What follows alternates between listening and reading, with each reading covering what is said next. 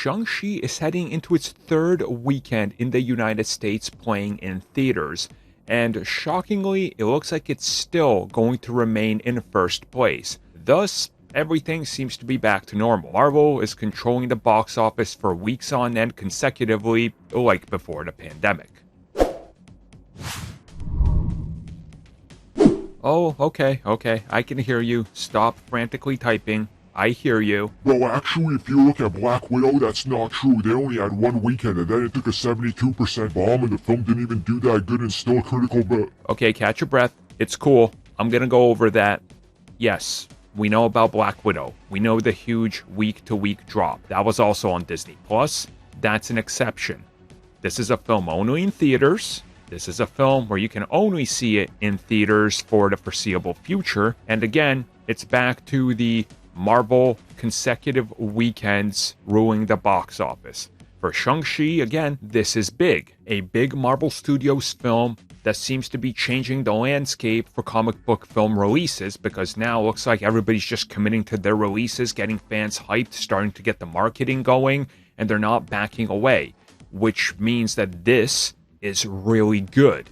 This can only be a good indication for more comic book films sticking to their release dates. And if you look at it, Eternals hasn't bumped their release date, and they keep dropping more interviews and info, and the release date is cited there, which can only be good. Venom is hard committed to just a couple weeks away. Spider-Man seems to be sticking to it because everything else seems to be going good. I mean, this is good, and the third weekend ruling the box office is going to have a trickle-down effect on everything. Because if they can do this, and look at these numbers with Shang-Chi, only imagine how hard they must be salivating at a Spider-Man film featuring multiple Spider-Men and all these villains and the nostalgia factor. Like, they're probably looking at that thing as like a 5-week domination spree. So think about that for a second. This thing is paving the way for the confidence of comic book movies, which, again, is really good. It's good that we're back. Now, on the other end, the unfortunate thing is that 45-day exclusivity window could be extended to like 60 or something, because this thing is probably going to continue to make money for a couple more weekends.